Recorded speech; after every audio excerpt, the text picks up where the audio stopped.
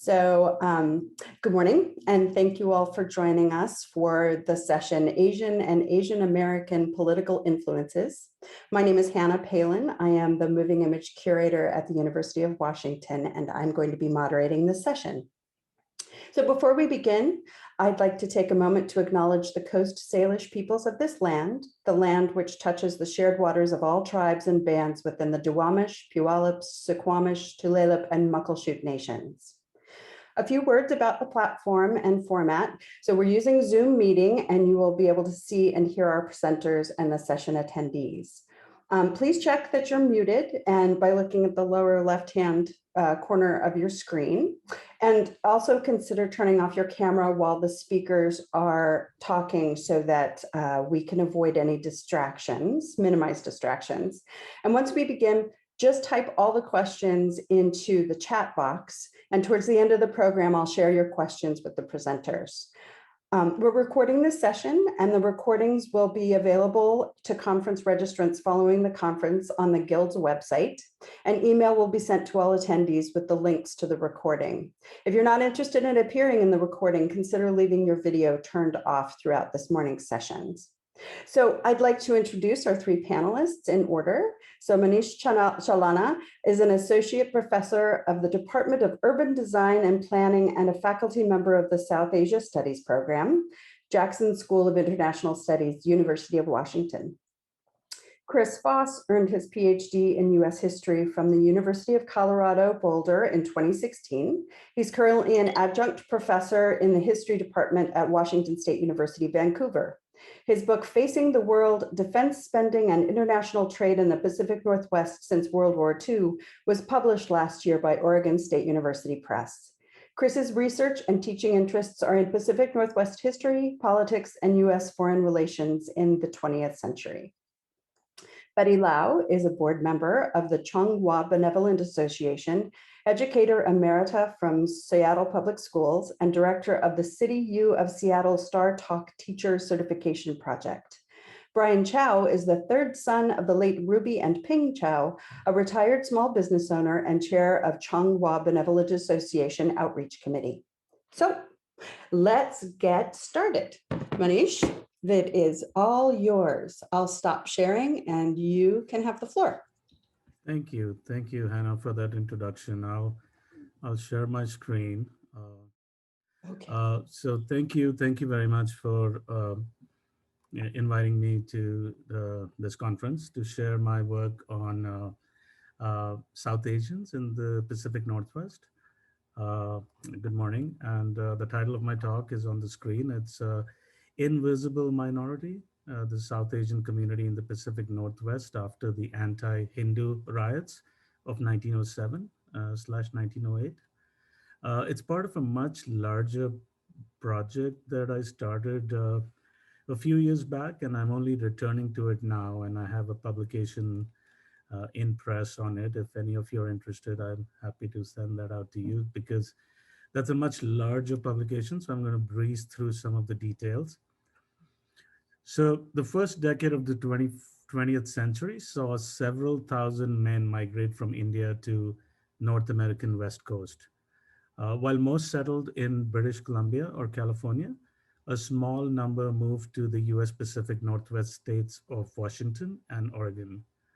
So that's the background. But a series of violent riots in 1907/08 drove many from the region. The basic contours of this population in the region after the riots, Bellingham Riots and other riots, remains unclear. So through this work, I'm trying to uncover evidence that Indians/South Asians, this is the time of undivided India, so I use Indians or South Asians wherever appropriate. I uncover evidence that South Asians persisted in the Pacific Northwest for a longer time period, in larger numbers, and in more varied locations and occupations than previous research suggests. And I also investigate their living conditions, where they lived and toiled, and the ways in which they were viewed by the larger society, particularly in terms of evolving concepts of race and assimilation at that time. So let's see how I can move on to the next. I'm going to start with the Bellingham Riots since it's in the title of my paper. On September 5th, 1907, a mob of 500 a mob of 500 Hindu men, 500 white men crying, "Drive out the Hindus," began raiding the mills and lodging houses in Bellingham, which is, as you know, a canning and lumber town in Washington state. The town had seen a recent influx of several hundred Indian men arriving to work in the lumber mills, some from India directly, but others from nearby British Columbia, Canada, which had experienced its own wave of Indian immigration in recent years. So, as the mobs descended upon the Indian residences and places of work, they hounded the men out on the streets and began trying to physically force them to leave town. The police arrived and took over 400 Indian men and four women into protective custody, quote unquote protective custody, filling up the jails and the corridors of the city hall. The following day, as news of the riots spread along the West Coast, the mayor of Bellingham deployed additional police officers. So the Indians quickly realized the precariousness of their situation and agreed to leave town. Seattle received 40 refugees who found shelter in the city's Pioneer Square district, and some ended up in Tacoma in the short run. One fact is already well documented in terms of violent exclusion. Uh, the the Bellingham riots were just the beginning. Communities of Indian immigrants workers had been established up and down the West Coast in the previous years, and whites in other communities followed the example of Bellingham. So, for instance, right after Bellingham, the next day, white and Indian workers in Aberdeen, Washington, broke out into fighting. 6 weeks later, an attack on Indian workers in Boring, Oregon, near Portland, left one Sikh man dead. A large demonstration against the Indians occurred in Everett, Washington, 3 days later, and the thinly veiled threats caused the uh, entire populations of Indians in Everett to leave, as in Bellingham.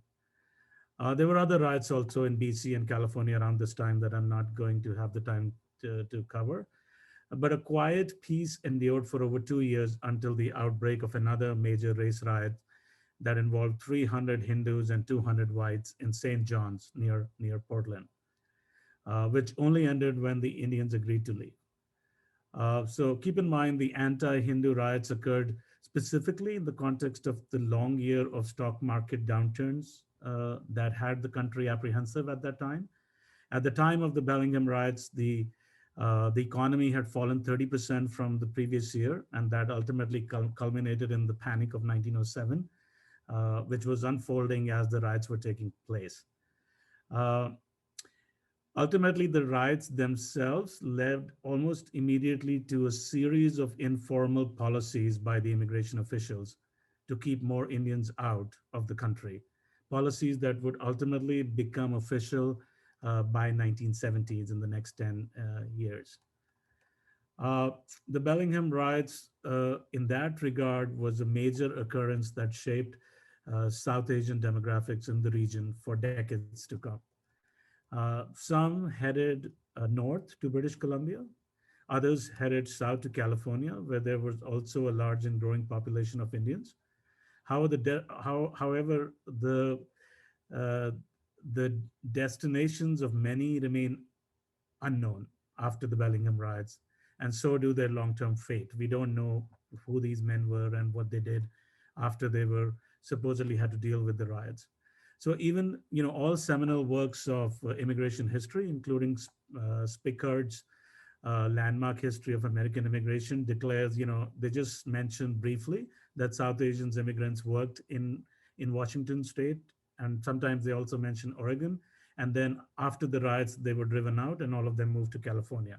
So the broader narrative is that South Asian men left the sawmills of the Pacific Northwest for the irrigated farms, orchards, and vineyards of California, and some to Arizona and New Mexico as well. And this narrative holds in immigration history. So I'm just trying to nuance this narrative some. It's not a big revelation, but it's just sort of trying to nuance that, not everyone left for California. There were, Indians here in this region uh, in the following decades post the Bellingham riots. Indeed, the population over the period became more and more concentrated in California, reflecting a growing number of Indian men marrying and passing their surnames to Mexican women, building lives and communities together despite huge differences in language, religion, and all other aspects of culture.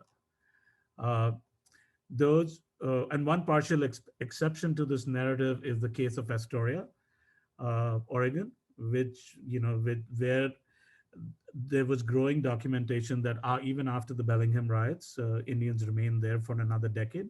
They worked in the mills, lived in the bunkhouses in multi-male households, since early immigrants were largely men.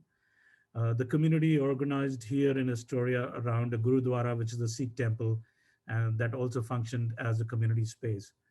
There's some documentation in Astoria. If you're interested, you probably know about it. Astoria recently has a marker in town acknowledging the South Asian history.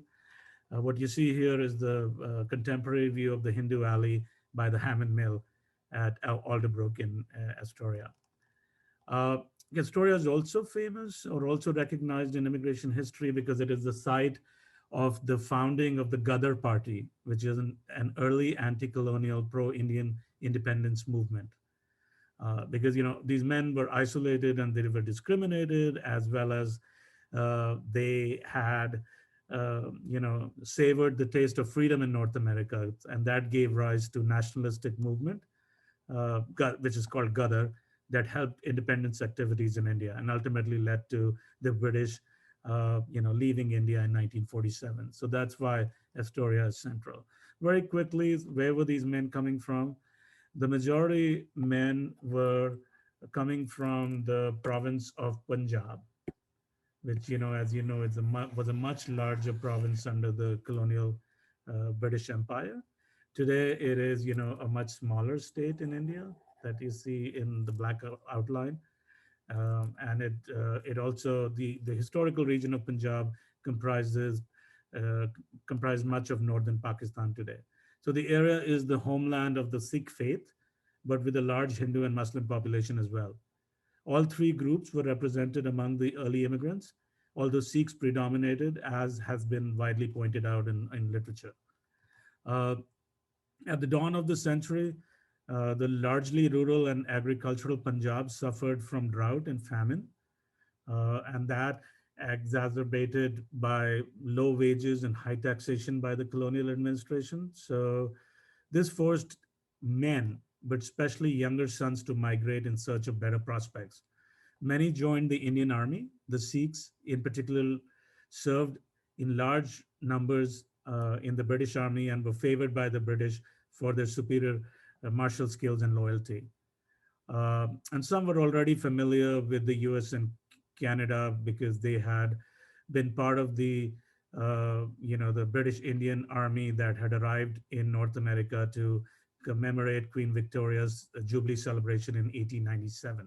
So they had first-hand view of Canada and US, and some stayed back. And so these men are considered the pioneers, and many of them chose British Columbia, and from there moved south into Washington. Many were also brought by recruiters, sometimes with job contracts as well as assistance with passage. Despite being of different faith, the new arrivals were called Hindus. They particularly stood out largely due to their attire, mainly turbans, and became objects of curiosity and fear that ultimately leads to all this resistance that you see. Although they were of peasant stock, they were relatively prosperous members within that class, given their ability to afford the passage. So rather than escaping outright deprivation, many were seeking economic advantage through immigration to accumulate wealth and social status. So this is a good example of early employment-based immigration, consisting mostly of adult men. Uh, and but once they arrived, they were not particularly welcomed.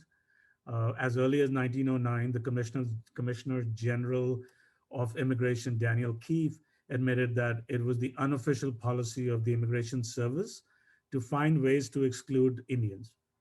So, when no reason could be found to define an individual as unfit to enter the United States, they would be declared likely to be a public charge on the ground that local hostility to their presence would make it difficult for them to find employment.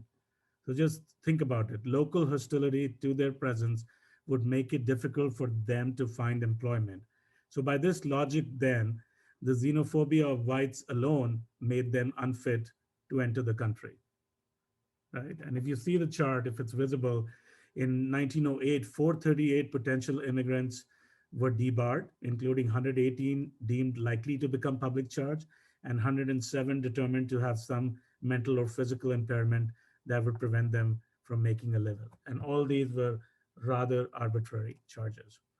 Uh, Very quickly, most of them entered the country through Angel Island, and where they quarantined.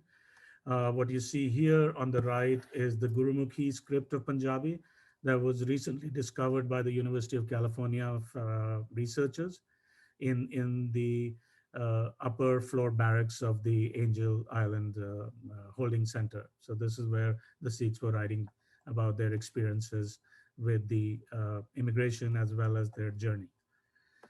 Those who were let in were employed by the Pacific in the Pacific Northwest by the traditional uh, industries here, which included lumber, railroad, and fisheries. There's enough evidence that some regarded them as the cheapest grade of labor, and they were paid less. But others regarded them as pretty reliable workers. So there was a range of opinions there. Uh, they worked in large gangs at back-breaking, menial, and low-paying jobs, and lived in socialized together in poor living conditions. So this has broadly been established. The gang leader usually spoke a little bit of English, and then they were able to communicate with the owner. Uh, the surrounding whites found them exotic and assumed they were inassimilable. They thought of them as spreading ill morals and disease, and of course, and were seen as taking away jobs and contributing to lower wages. And all this sort of views would ultimately agitate the whites for their removal. Very quickly, when they arrived throughout the West Coast, the Indians unwittingly proved to be a disturbing element. By exacerbating simmering conditions of racism, and labor unrest. Even then, the American Federation of Labor and the Asiatic Exclusion League, who who were already angered by the Chinese and Japanese presence, were now faced with another strange creature who had landed on their shores. As one contemporary observer expressed it, as the tide of immigration from India gained in strength, visions of a Hindu invasion of America began to torment the minds of excitable Americans. So the West Coast newspapers of the day in the US and Canada carried numerous editorials on the topic of the Hindu problem, Hindu invasion, citing both economic impacts on the existing workforce and openly racist concerns for keeping their respective nations wide. So it was in this context that the riots broke out, and ultimately, with the growing distrust of Indian immigrants, uh, that led to the passage of the Immigration Act of 1917, which declared most of Asia as part of the Asiatic barred zone and off limits to emigration to United States. Uh, so as a result of this, immigration from India came to an abrupt halt. However, those who were of the non-laboring classes, like professors and government officials, they were able to visit, as were some tourists and such. The second wave would then pick up in the 1960s after the passage of the Immigration and Nationality Act of 1965, also called the Hart-Celler Act, which abolished the national origin quota system, replacing it with preferential system based on employment through labor clearance and family reunion. So this began the second wave of white collar, more educated Indians in the second half of the 20th century. And now what we're seeing more recently in the last 2 decades is the third wave, which is the Tech Brigade, which it's more white collared, more affluent, and more gender balanced group. And in the Seattle metro, they often have bypassed the city to live directly in the suburbs of Kent, Redmond, and Bellevue. But more recently, you find them in the city grid also because of Amazon. So you see them living in SLU, South Lake Union, and downtown. So here's what I'm just going to quickly go as to what I found. I relied on historical census, and there were two census questions in the digitized versions of 1910 census, one on birthplace and one on race. Seem as if they should provide clues, but each presented intractable problems. Because when you search by birthplace of India, it yields a long list. Almost all of those people were in fact born in Indiana, and several of them were Britishers born in India, because Indiana was abbreviated as IND and then transcribed as India. So, and then on the other hand, the question of race is also very problematic, because nobody knew how to identify Indians and what category race they should be assigned. uh, you know, because the American racial typology prevailing at that time did not include them as a distinct category. And I'll quickly come to that. So here's some of the populations of Indians in the states of Washington and Oregon after the Bellingham riots. So not a large group, but they're still here, right? And this is sort of the spatial distribution of those. So by even in 1910, which of course includes data till 1909, most of those men continue to work in the traditional industries of the Pacific Northwest. So despite all the problems and attacks and hostility, they continued working in those industries.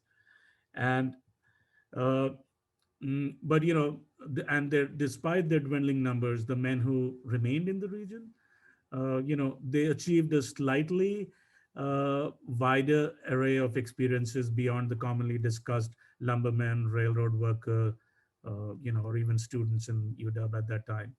So, I don't have time to get into it, but I found several entries into, Indians. Two men were running a restaurant in Pioneer Square. They were called Duka and Gafars. One man, Abdul Singh, was born in Australia, had a black South African mother, and lived in the boarding house with other Southern blacks, not with Indians. Four men in Oregon were popcorn vendors, while one ran his own farm in Corvallis.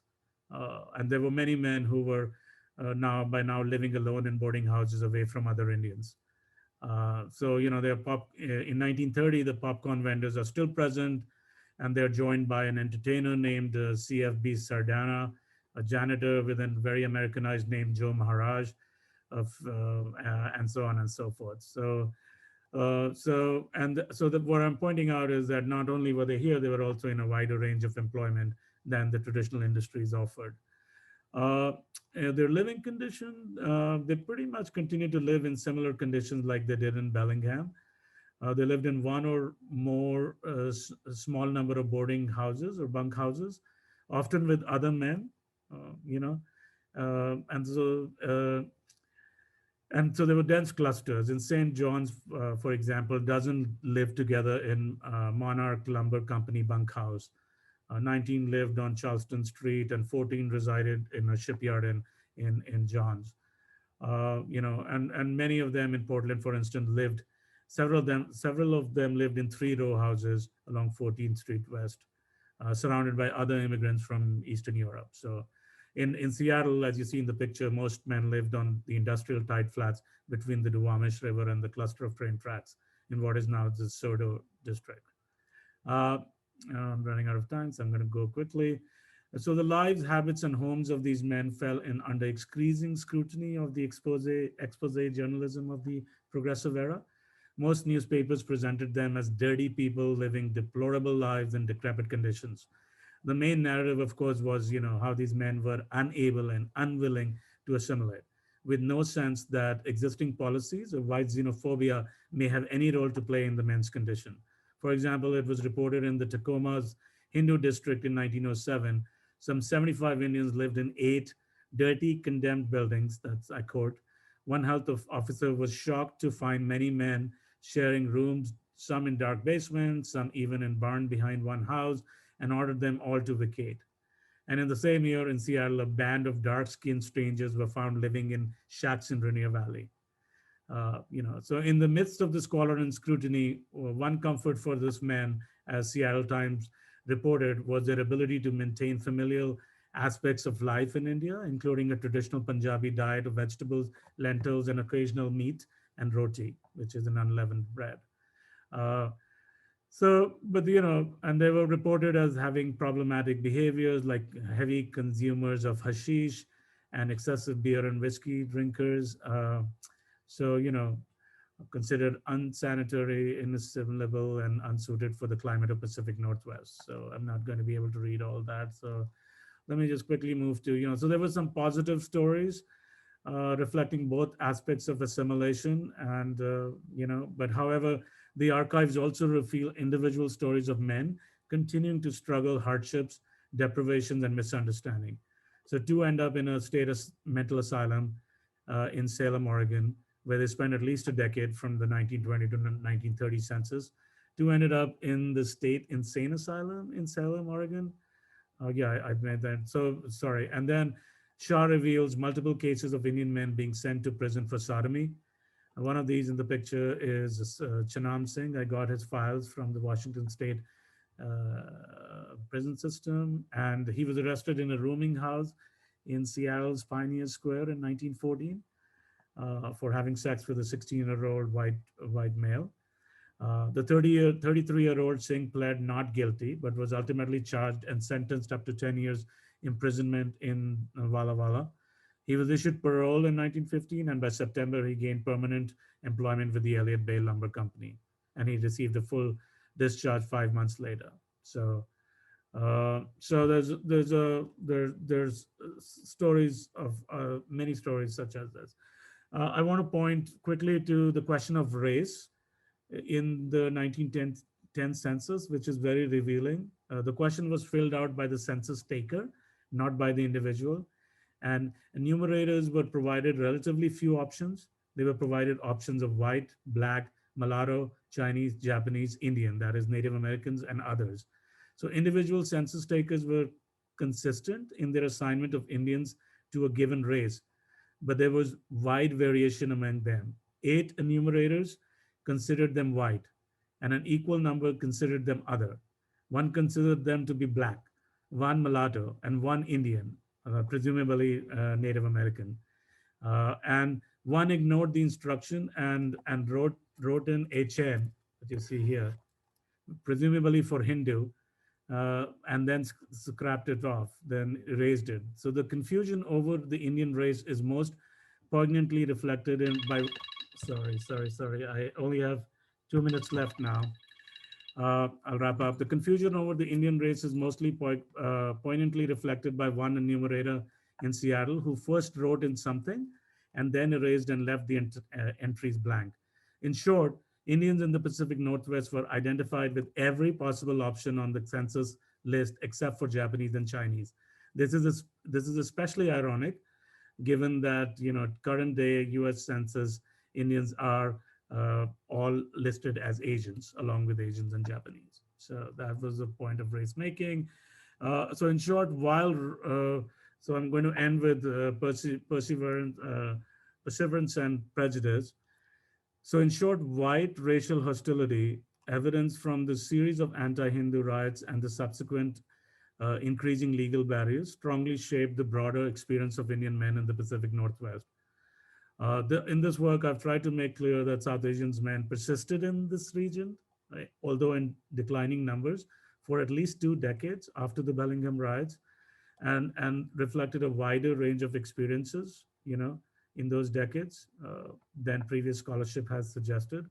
They found multiple ways to adapt economically and politically, and as well as socially. Perhaps most importantly, they revealed numerous ways in which they attempted to integrate themselves into their new homes, even as they had to contend with xenophobia and racism in both occupation and living situations. Yet in the end, the population could not survive in the face of persistent legal and social exclusion and disappeared almost entirely. So, in the word of Nihal Singh, the South Asians, haunted by painful penury, sought the New World, expecting to find it his much dreamed of haven, a land of plenty, immune from plagues and free from famine. However, instead of being received hospitably and quietly allowed to be absorbed in the motley population of the great American West, he found the main entrances zealously barricaded. So yet, despite all of the violence, ostracism, and legal barriers placed in their way, the early South Asians managed to survive permanently in California and British Columbia, and for a few decades in U.S. Pacific Northwest as well. Uh, so uh, I'm going to wrap up with that. And why is this work important? I feel this work is important is because, uh, the earlier patterns have shaped the more contemporary patterns of immigration history in the Pacific Northwest. And these pioneers, they've been largely forgotten by the recent generation, but they helped pave the way for millions of South Asian Americans who have followed in their path to the U.S. And thank you very much for your time. Thank you so much. That was great. So next up, we have Chris Foss. So Chris, if you want to share your screen and get rolling. Just real quick, I just want to say thanks to everybody for being here, and to Hannah for moderating, and to Manish for that wonderful presentation, which really, I mean, I'm not going to be able to come anywhere close to that. So that was amazing. Thank you. I'll get my little timer started here. Okay, and just as I get started here, you see on the right-hand side, there's a little image of the book jacket or the book front. So just putting in a little plug there for myself as we get started here on this presentation about the interactions between politicians in the Pacific Northwest and really their constituents about the situation with Japan in the 1980s, which I'm going to get into here a little bit. I want to start off with a little bit of a story, though. On February 6th, 1993, fans watching the World Wrestling Federation's Superstars program saw a match reflecting the Japan panic then gripping much of the United States. In one corner of the ring, the fan favorite, Jim Duggan, represented the United States. With his wild-eyed, bushy-bearded hacksaw gimmick, Duggan looked like he'd emerged from the timberlands of the Pacific Northwest after felling a Doug fir with his bare hands. In the other corner was the villain, a Japanese sumo wrestler named Yokozuna. In Japan, Yokozunas are actually revered sumos at the top of their profession, but this character was a dastardly bad guy. To the delight of the crowd at San Antonio's Freeman Coliseum, Duggan knocked Yokozuna down, then grabbed an American flag and waved it proudly in the air. Meanwhile, Yokozuna obtained a bucket of salt from his manager, Mr. Fuji. As commentator Jerry Lawler warned the audience that Duggan was, quote, fixing to get Pearl Harbored, Yokozuna threw the salt in his eyes and then pummeled him before the horrified crowd. As the cameras cut to close-ups of children in tears, Yokozuna proclaimed "Banzai" and gave Duggan his finishing move, the Banzai Drop, in which he put his 400-plus pound weight squarely on the American hero multiple times. Duggan started bleeding profusely and then was draped in the American flag as if dead by Fuji and Yokozuna. An ambulance crew then arrived to take Duggan away on a stretcher. Selling Yokozuna's villainy, the play-by-play announcer and WWF owner Vince McMahon declared to the TV audience, quote, "It's just like 1941 all over again." After the episode aired, the Japanese American Citizens League filed a complaint against the WWF, alleging that Yokozuna represented a negative stereotype portrayal of Japanese. The WWF agreed to tone down the storyline and aired an edited version of the Yokozuna-Duggan match just once, although it is today available on the World Wrestling Entertainment YouTube channel. Despite the protestations of the JACL, this was only the beginning of the WWF's Japan panic. That summer, Yokozuna defeated Mr. America himself, Hulk Hogan, winning the championship belt in the process. Yokozuna was actually a Samoan named Rodney Anawai, and he was one of the WWF's top villains for years. He may have subconsciously reminded Americans that over the previous decades, they had also endured many economic bonsai drops. And although it was not in their best interest to share this belief, many in the Pacific Northwest felt the same way. As I demonstrate in my book, regional archives and voluminous secondary sources reveal that politicians played a crucial role in buffeting anti-Japanese sentiment and keeping the US-Japan relationship on track, enriching the Northwest in the process. Washington Congressman Tom Foley often told visitors about a 1967 visit by a Japanese delegation to the US Capitol to thank the Agriculture Committee of the US House of Representatives for its role in providing food aid to Japan. At the end of the meeting, Agriculture Chair Bob Poage berated the group, which was having trouble understanding his English, for not leaving the committee room in a timely manner. Foley helped smooth things over by making dinner for the delegation at his home. "Should I go out and buy some sake?" he asked a Japanese descended intern in his office. "No," she replied, "go get scotch." This dinner led directly to visits by Foley to Japan, which he believed increased US-Japan trade and cultural ties. Foley, who later served as US ambassador to Japan, also had an eye on improving the trade relationship between Japan and his home district, the 5th in Eastern Washington. US-Japan trade came about largely as a realistic, economic, and defense-based Cold War imperative. Ties between the Pacific Northwest and Japan improved in a wide variety of ways in the immediate post-war decades. Timber, wheat, and fruit had all been exported from Washington and Oregon throughout the world since European settlement. However, the pace of this trade increased dramatically after World War II. Japan was often the Northwest's most important partner in terms of foreign trade. We can see this early on, for example, not just in the case of Foley, but Oregon Senator Wayne Morse. In a November 1965 visit to Japan, Morse addressed a joint luncheon of the Japan-America Society and the American Chamber of Commerce in Japan. He called for additional economic ties between the United States and Japan and expressed his hope for Japan to send a parliamentary delegation to the United States. In 1968, the US-Japan Parliamentary Exchange Program began with the first delegation of American congressional officials to Tokyo, and it continues to this day. Yet many Americans saw danger in the growth of foreign trade. By 1970, Western European economies and Japan's not only found their footing, but they started to take off, and they were increasingly making products that Americans wanted. Economic historian Douglas Irwin argues that this was simply a return to normal conditions of competition, and that the post-war status of the US economy as the world's sole industrial power was unsustainable.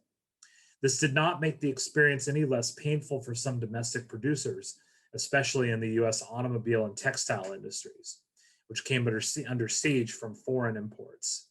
The United States started to run balance of payments deficits in the early 1970s for the first time since the Great Depression, and President Richard Nixon's administration took notice. Nixon's Secretary of the Treasury, John Connally, told the president, "My philosophy is that the foreigners are out to screw us. Our job is to screw them first." Of Japan, Connally said, "They have built up tariff arrangements, they have built up trade restrictions against US goods." The president's response was classic Nixon, quipping, "We'll fix those bastards." Using emergency powers like those President Donald Trump employed against China and the European Union starting in 2018, Nixon imposed a temporary 10% border tax on US imports. But he later concluded, quote, "The US cannot build a fence around itself and expect to survive as a great nation." He ultimately supported the Liberal Trade Act of 1974. Presidents after Nixon mainly resorted to voluntary export restraint and agreements with individual nations whose products adversely affected American producers. When the US economy went into recession in the early 1980s, there were more calls for import restrictions. Missouri's Republican Senator John Danforth referred to the Japanese as, quote, leeches, and he was especially keen to restrict Japanese automobile imports. Cars were a national symbol of American economic turmoil in the early 80s as this iconic sector shed thousands of jobs. In lieu of an import restriction bill introduced by Danforth, the Reagan administration got Japan to voluntarily agree to limit its vehicle imports for much of the 1980s. This was not enough for Speaker of the House Tip O'Neill, who declared, quote, President Reagan seems willing to preside over the deindustrialization of America. We in Congress are not. In 1984, Missouri Democratic Congressman Richard Gephardt put forth an amendment proposing a 25% surcharge on all imports from Japan, Taiwan, South Korea, and Brazil. Analysts outside of government, meanwhile, bombarded Americans with warnings about Japan. Their views ranged from economist Chalmers Johnson's expose on the connections between Japanese industry and government, to Pat Choate's worries about dangerous links between US lobbyists for Japan and supposedly devious Japanese businessmen. Then in the fall of 1987, egged on by conservative New Hampshire Republicans on the eve of the presidential race the next year, Donald Trump gave a boisterous anti-foreigner speech to a Rotary Club there in Portsmouth. Trump declined to throw his hat in the ring for 1988. He declared, however, quote, it makes me sick that the US was, quote, being kicked around by countries like Japan. Calling for them to pay back America's trade deficit, Trump warned, quote, I'm tired of nice people already in Washington. I want someone who is tough and knows how to negotiate. If not, our country faces disaster. He warned the gathering, quote, if the right man doesn't get into office, you're going to see a catastrophe in this country in the next 4 years like you're never going to believe. And then you'll be begging for the right man. The overflow crowd enthusiastically cheered Trump on numerous occasions, showing the strength of belligerent words and ideas about international trade that have, needless to say, since resonated across the political spectrum. The Pacific Northwest, however, stood to lose from import restrictions and belligerence toward American allies and trading partners. By the 1980s, 40% of US imports came from Asia, up from 17% in the 1950s. Much of the cargo was handled in West Coast ports like Portland, Seattle, Tacoma, and other smaller regional ports of entry, including in Eastern Oregon and Washington. As textiles, footwear, and steel were increasingly imported, exports of electrical machinery, aerospace equipment, and semiconductors came from Northwest cities. By 1990, 32% of workers in the West worked in industries sensitive to exports, the highest share of any region in the US. The country's grain belt, which included Eastern Washington and Oregon, feared retaliation against their exports if the US continued down the road of import restrictions. Both exporters and foreign companies investing in the Northwest counted on their political representatives to improve or at least maintain the status quo. Thousands of jobs and billions of dollars were at stake.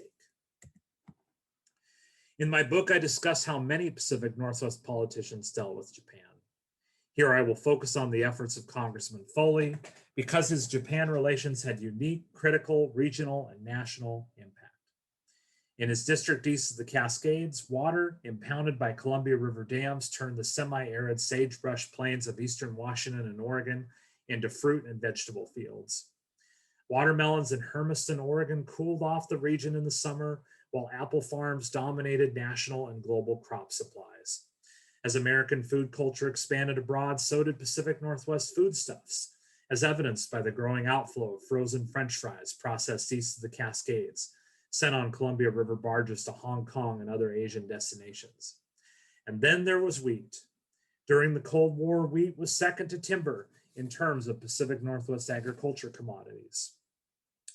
Foley worked to ensure his district's wheat-dependent farmers were happy.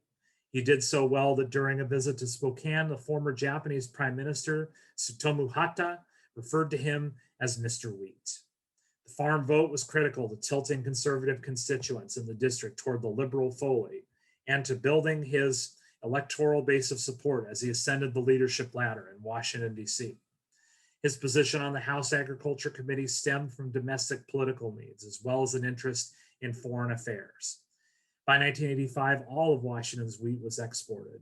Because this soft white wheat was normally used in noodles and pastries consumed by Asians, Foley had a natural interest in expanding wheat exports. In this context, a policy focus on Japan made sense. The Japan panic put this focus under scrutiny. In 1981, Foley met with Japanese officials at an international food conference and asked them not to resell wheat they bought from the US to other countries at a higher price.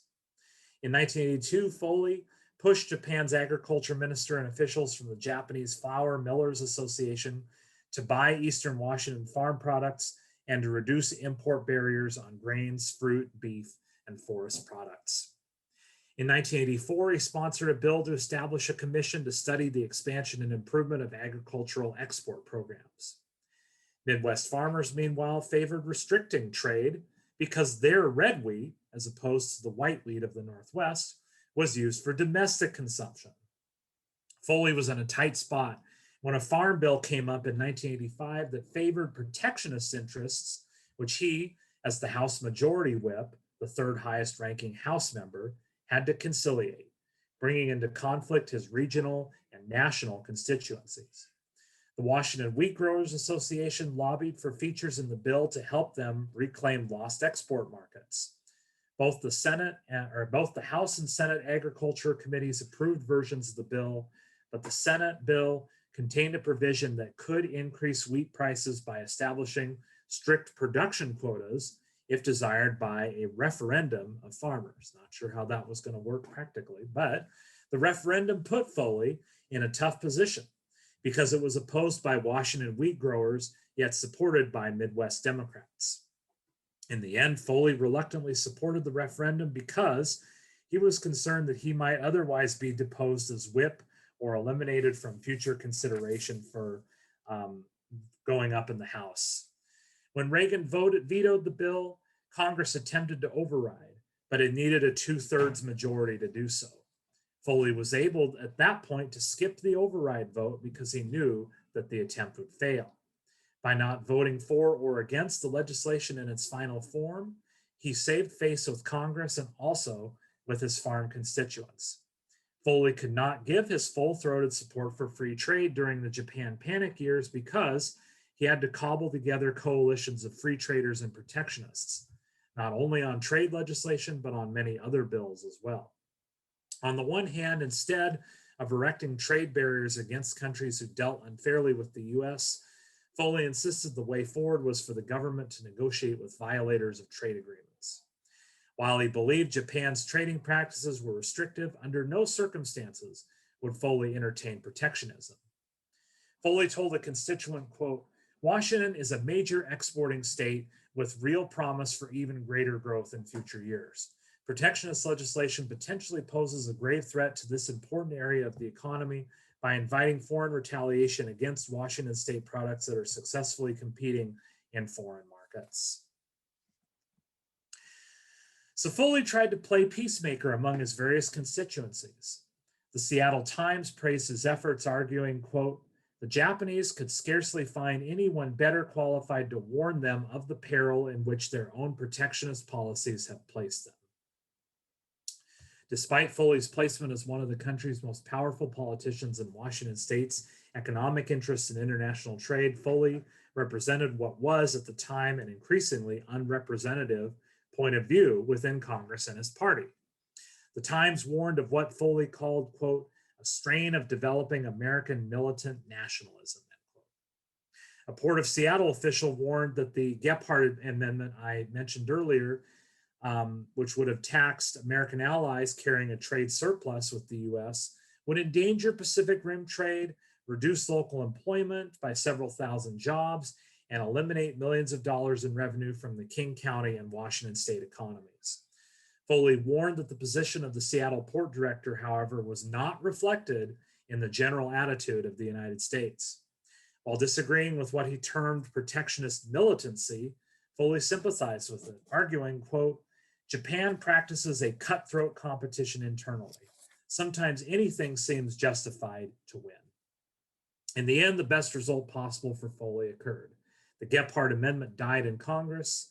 A weakening US dollar encouraged more countries to buy American goods, and that coupled with the recovery of the US economy, the emergence of China into global markets, and the opening of the Soviet and Russian economy to global trade. All of that lessened protectionist pressures into the 1990s. By 1988, Japan exported $15.3 billion worth of goods to Washington, most of any country to the state, with Canada a distant second at $3.6 billion.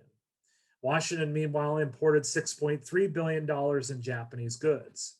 The state farmers harvested more than 2.6 million acres of wheat, barley, and oats that year, most of it for export and much of it from Foley's 5th District. So in the end, the resolution to the Japan panic was not that one side or the other won, but that it became irrelevant. Economic globalization involving increased foreign trade became the paramount way of doing business. And at any rate, US-China replaced US-Japan as the main bilateral relationship of concern in the Pacific Northwest. The US did triumph in the world of pro wrestling. In January 1994, Yokozuna was involved in a wrestling storyline in which he body slammed fan favorite The Undertaker into a coffin. That November, The Undertaker returned the favor, with Chuck Norris, can't make this up, standing ringside to protect other bad guys from coming down. Undertaker slammed Yokozuna into another coffin, and you see him doing that right here. To the roar of the crowd at San Antonio's Freeman Coliseum, which was the site of Jim Duggan's earlier defeat at the hands of Yokozuna, The Undertaker also stole Mr. Fuji's Japanese flag and shattered the flagstick over his knee. In the end, matches and vignettes like those featuring The Undertaker and Yokozuna may have seared a negative image of Japan into the consciousness of the American heartland, but left little impact in the Pacific Northwest, where the work of politicians and economic reality showed that life is rarely so simple as in the fake world of wrestling. And that's my presentation. I'll stop the screen share and thank you all very much for being here this morning. Thank you so much, Chris. That last image was really funny. That's great. So now we will move on to Betty and Brien. So if you're ready to, you can share your screen and get rolling. And good morning, everyone. Brien and I are really happy to be here today to share with you some of the accomplishments and the huge influence of Ruby Chow on the Pacific Northwest. And if there's anyone who embodies the theme of people, politics, and place, that would be Ruby Chow. She was born June 6, 1920. She grew up just in time for the Great Depression.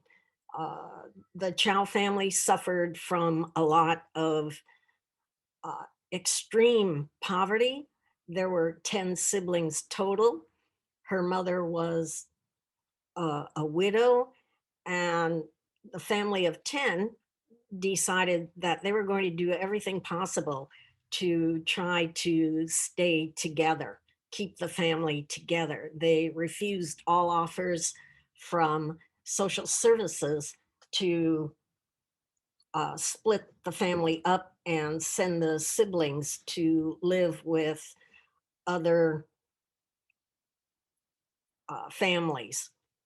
And so this engendered in young Ruby a really strong ethic of the importance of family and the importance of helping each other out. Her political influence did not begin with her own run for the King County Council. It began when she and husband Ping started Ruby Chow's on Jefferson, on the left, Broadway and Jefferson, where they were raising their family. They had chosen that location because the building was a former boarding house, and they had wanted to keep the kids nearby while they ran their business downstairs. So one day behind the restaurant, about 1949, her daughter Cheryl was playing with her cousin Trisha. Trisha's father was Ruby Chow's brother, and he had married a Caucasian woman. And so that did not sit well with society at the time. And so they had to move to Bellevue to escape persecution on all sides.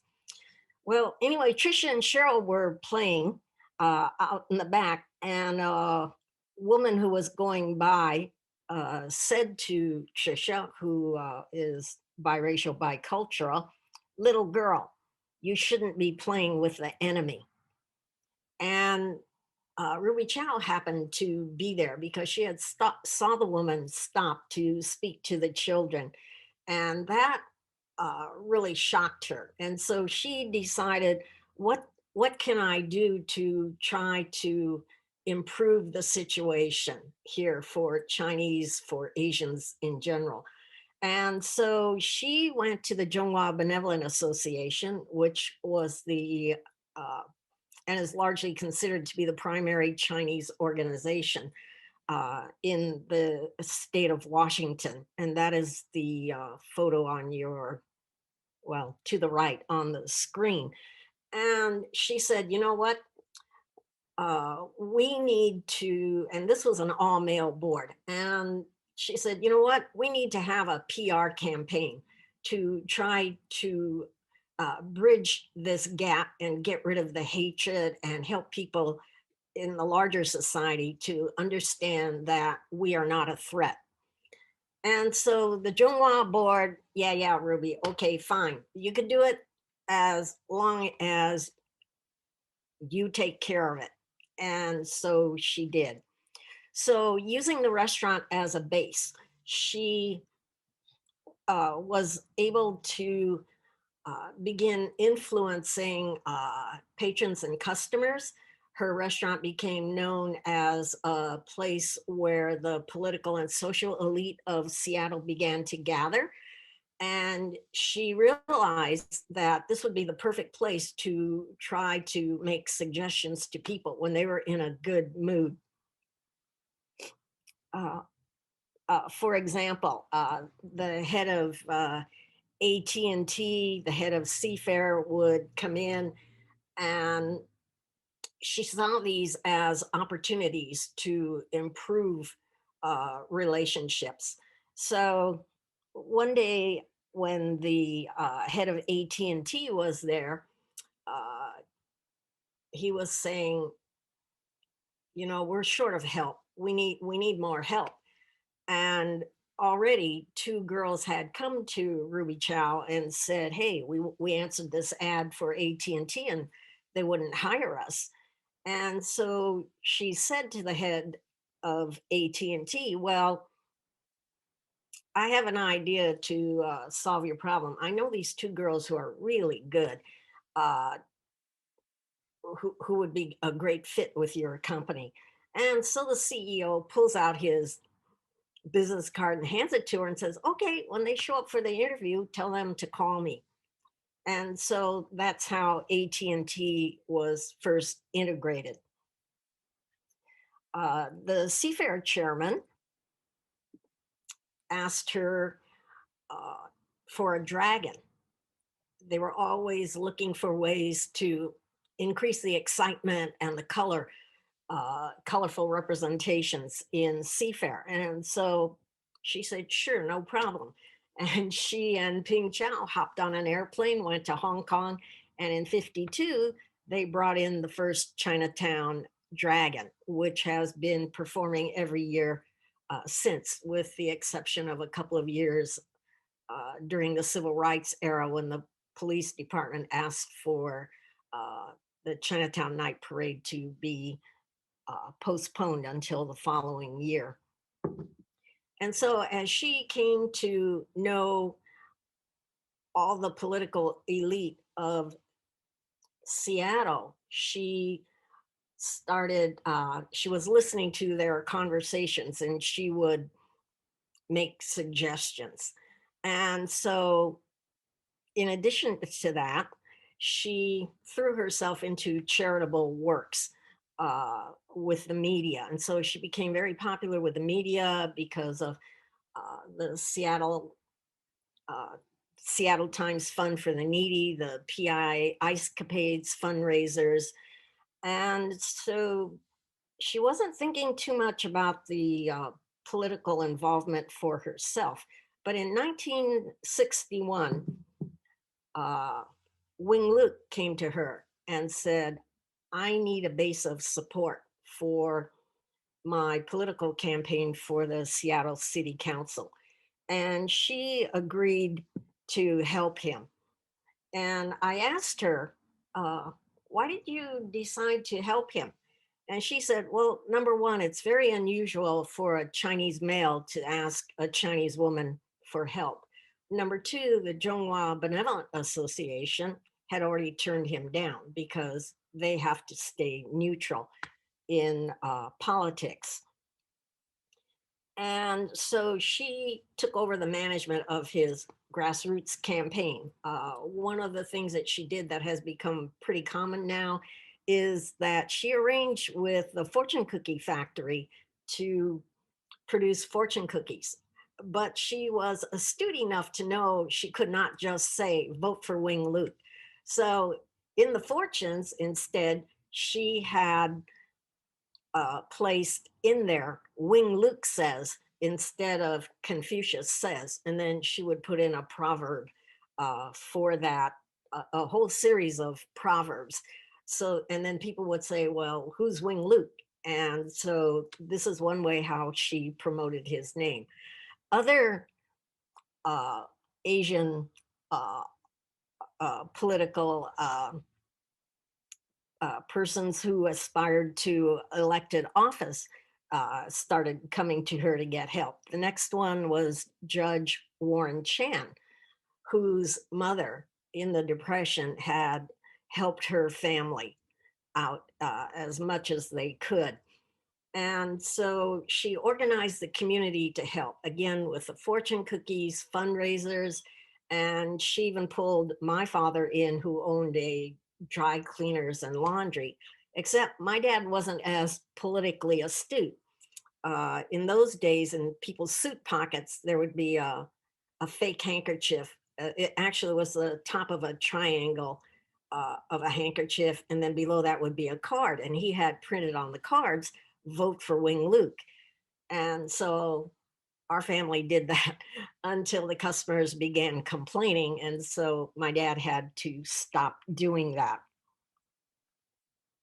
So she paved the way for others to follow. Judge Lem Tui, Representative John Ing, Representative Art Wang, her own daughter and Brien's sister, Council Member Cheryl Chow, and then gradually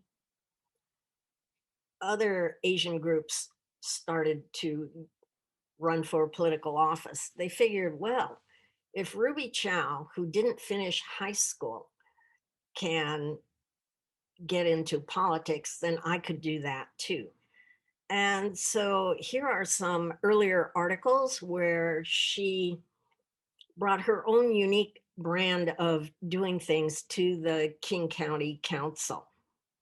And she decided to run for the King County Council because two of the members came to her and said, we think you would be great on the council and we would like you to become our colleague, but you're going to have to choose a political party. And she really didn't know the difference between Republicans and Democrats. She had a vague idea. But as she later said, she decided to go with the Democrats because she felt that they had a slight edge in showing compassion and helping people. So during her time on the council, she was still helping other Asian political candidates.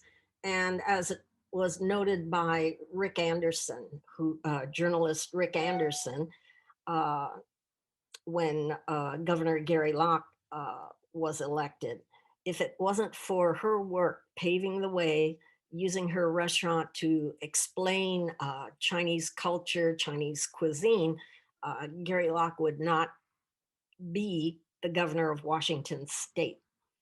Governor Locke himself acknowledged this in his first public speech to the community, in which he acknowledged Ruby Chow's role in her decades of advocacy and creating understanding that enabled him to become governor. Until today, it's quite common now for Asians to run for political office. It's not anything unusual anymore. Next slide, please. Her unique brand of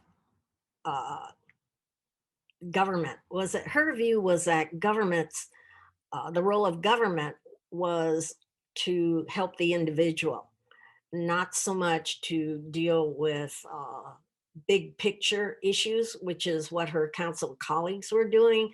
They were focusing on area growth management, expansion of the airport, and so on. But she actually took the time to go out and ask constituents what they needed and what they wanted. And while the council was busy dismissing constituent complaints about the airport noise, saying, well, you knew that when you moved there, we need to expand, your concerns pale by comparison to the needs of the region. And so she got the council to move and put together funding and for the first airport noise study, because in her view, their complaints are valid, but what is the data? What is the research that shows that? And her council member, the fellow council members didn't take her seriously, so they authorized the first airport noise study. And that's how decibel measurements and so forth and so on and standards were established. Also, during her time on the council, she would personally help people with their immigration issues. I remember an Armenian family, she actually went to the immigration office with them and walked them through the process to help them understand how to apply for citizenship and how to apply for relatives to come in. During her time on the council, she also championed the cause of elderly. She was especially concerned about people on fixed incomes. And so she became involved with the Board of Equalization, steering people whose property taxes or they couldn't handle the new payments. She would steer them to the Board of Equalization. And also during her time on the council, it was unusual for, say, a county council person to quote, quote, interfere with another jurisdiction like the Seattle City Council. But she didn't see it that way. She saw politics as, we're here to help people, so let's do that. And so when she heard about the Seattle City Council building a second tennis center up in the North End, she didn't accuse people and say, this is not fair, you're a bunch of racists. Instead, she went to see the people on the city council, and she asked, uh, the North End already has a tennis center. Why are you building another one there? Shouldn't there be one in South Seattle? And the answer was, minorities don't play tennis, Ruby. And she was really taken aback by this and said, well, you know, there's Arthur Ashe, there's our local Yee family, Amy Yee, the national women's champion for women over 50. Uh, and she cited other prominent high school tennis players. And so she persuaded the council to build what is now the Amy Yee Tennis Center. Brien, next. And so, because of all the good works that she had done, she got a lot of press coverage. But the one thing I really want to emphasize in this theme of people, politics, and place is her saving or her bringing Hinghai Park to Chinatown. And she did this with her through her friendship with the mayor. Before Hinghai Park, it was there were a lot of ramshackle buildings there with a lot of vice types of criminal activity going on, or and so the city demolished all the buildings and then went to her and said, well, what do we do with this empty plot of land? And she said, well, you know, people there need a park. How about building a park? And the parks department said, sure, we'll build you a park, but number one, you can't have a lot of shrubbery in it. We don't have any money. And this is in about 1974. We don't have money to maintain it. So in 73, while she was in Taipei, she arranged with her friend, the mayor of Taipei, to donate this, and in Mandarin, it's called Haoran Pavilion for Hinghai Park. Plus, I'm not sure if you could see in there, there's a marble table from the famous Taroko Gorge in Taiwan, and marble stools for seating. The park has just been renovated with an expansion. So if it were not for Ruby Chow, we would not have one of the more popular parks in Seattle. At the same time, in 1973, there was a movement afoot by certain activists who wanted to get rid of Chinatown and replace it with the International District. So she opposed that. And it just happened while she was in Taiwan. The mayor called her and said, Ruby, we have to do something about this name thing. And so in the spirit of compromise, she said, okay, I will settle for Chinatown International District, and Chinatown always has to be in the front. And so that's why today we have that name, Chinatown International District. So then during this time, her legislative staff on the council dubbed this incident roast duck diplomacy. Rumors had been going around for some time that the immigration building was going to be converted by the federal government into a work release site. And their only supporting argument for that was, well, it's going to create a lot of jobs for people in the area. And she said, yeah, but only if they can speak Cantonese. So what she did was Senator Magnuson's favorite Chinese dish was Peking roast duck.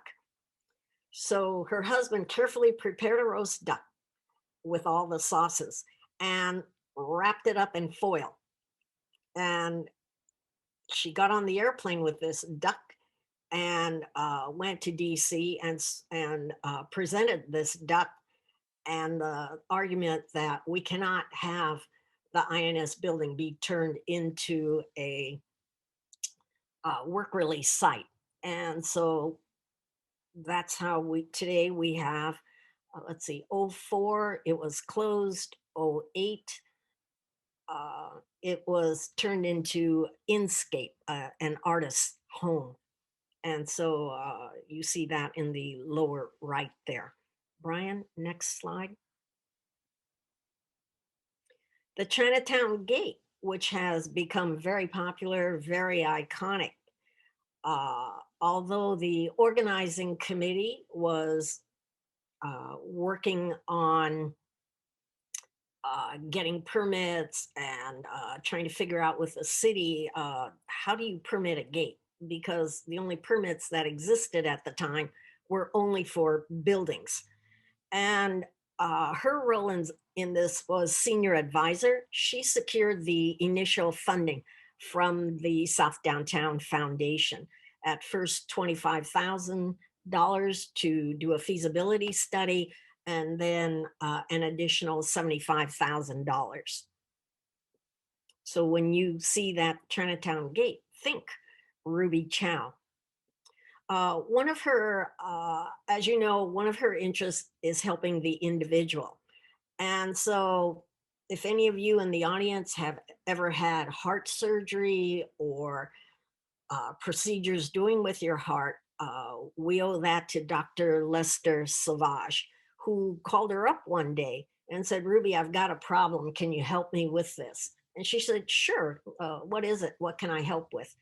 And he outlined to her, all I need is some dead dog heart tissue, but the animal control won't give it to me. They're afraid to do anything, even though the animals are dead and of no use to anyone. I just need some tissue to finish my research. Could you please help me get some of that tissue?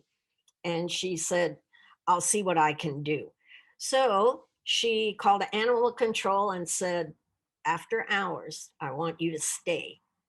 And a doctor will come to see you, give him the tissues. He wants some hearts from dead dogs. Let him have whatever he wants. And so today, if any of you or your relatives have anything, heart problems, heart surgery, indirectly, you can thank King County Council member Ruby Chow. Brien? Because of all her good works and good deeds, her constituents came to her and said, hey, we want to name this park after you. King County has put out the call for naming its latest park. And at first she demurred because of the Chinese culture says you have to refuse something 3 times and you have to be humble. Well, then someone in the King County Parks called her and said, hey, Ruby, there's this guy over here who is adamantly opposed to having a park named after you. And she said, really? So she called back the Parks Committee and said, you want to name a park after me?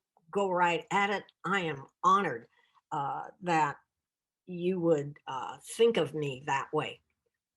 One more thing that she did was she did save Chinatown again the second time in 1986. The so-called activists made a move to get the area put onto the National Register as the King Street Historic District, lumping Little Saigon, Chinatown, and Japantown all together. And as Auntie Ruby recounted to me, their mistake was they were required to put notices in Chinese. People were very angry about this. She organized speakers to go to the 2 public hearings and persuaded the National Historic Board to throw out the name King Street Historic District after they looked at the evidence and said, clearly, this is the Chinatown Historic District.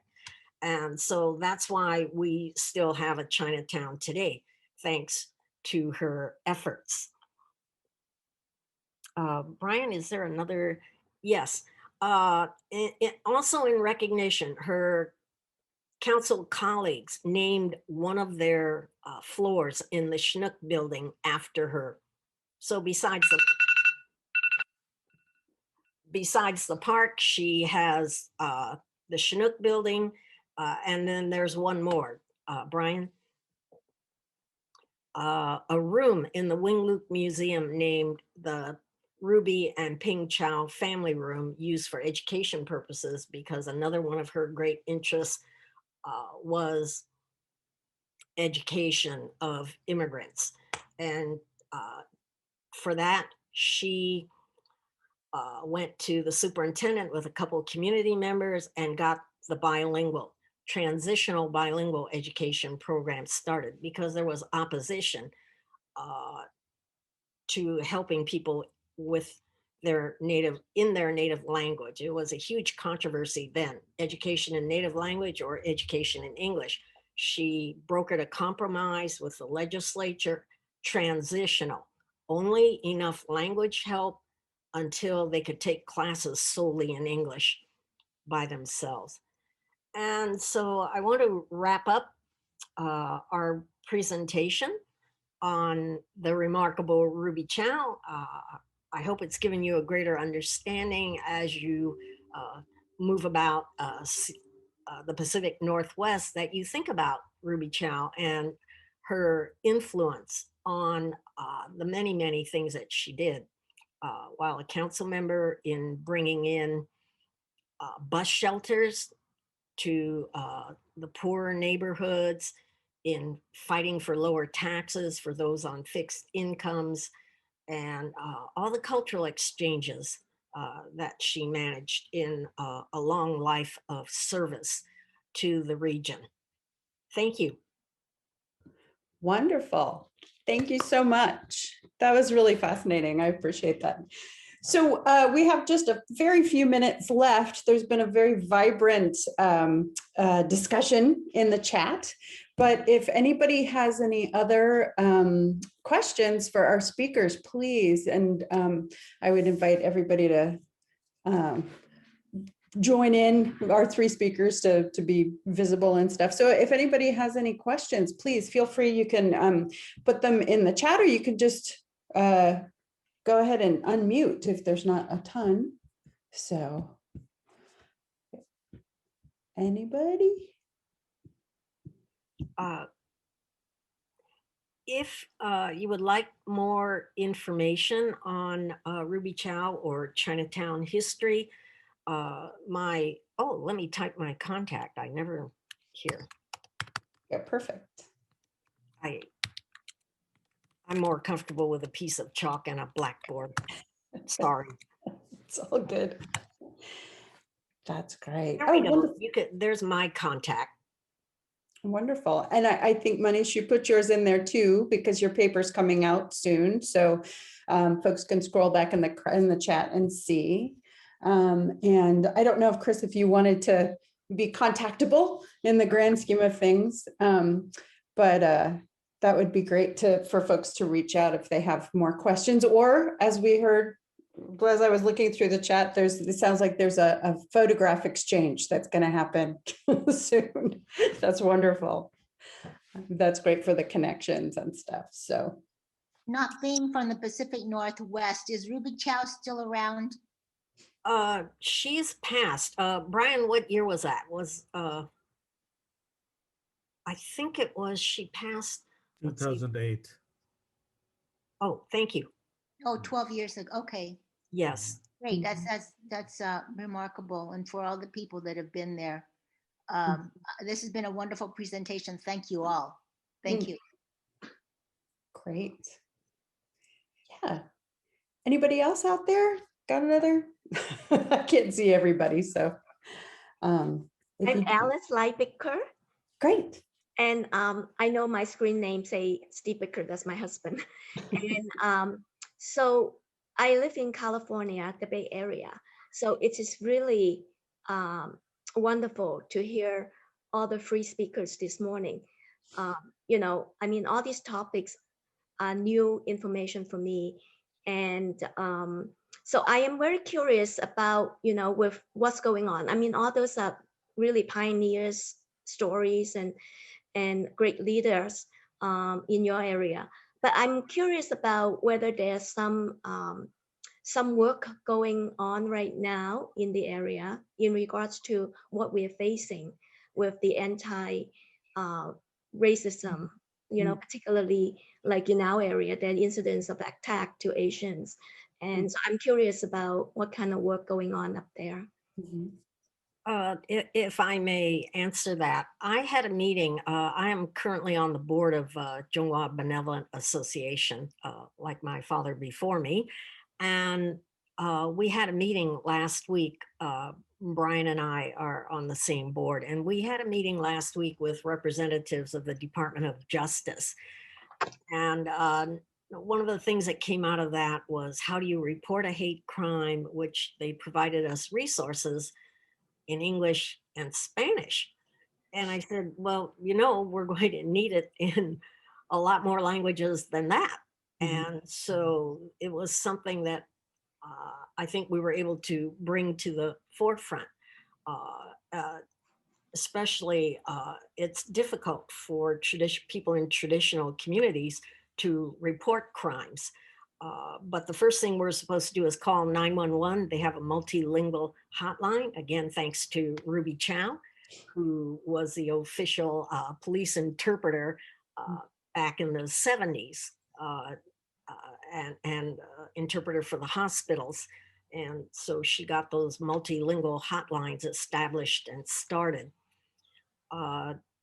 We are going to have more meetings about what else can be done, but right now it's important to get the word out about calling 911, getting details of perpetrators, and making those reports. I myself had not realized how difficult it is to prosecute a hate crime. For example, the couple that was attacked about a week ago, well, the guy didn't say a word. So it's either simple assault or is it a hate crime? To prove it's a hate crime, he has to wear a t-shirt, a hat, something that says, I hate Asians. Or if they get a search warrant to go to his home, find anti-Asian things or go to social media. And that's why it takes a long time to do all this investigation, because they have to get warrants for all of this. Right. Interesting. Thank you for that. I just noticed that we're a bit over time, so I apologize for squashing the conversation, but that's really interesting information. I appreciate that. So we're from 11:15-ish, now it's 11:16, to 11:30, we can take a break, and then you can go into the main room and hear Knut Berger at 11:30. And I just want to say thank you so much. All of these presentations were so fascinating and interesting and great new information, and I really appreciate your time and effort this morning. So I'm going to go ahead and end the session so that everybody can take a break and get what they need, and then join up in just a little bit. So thank you so much for all your time and effort this morning.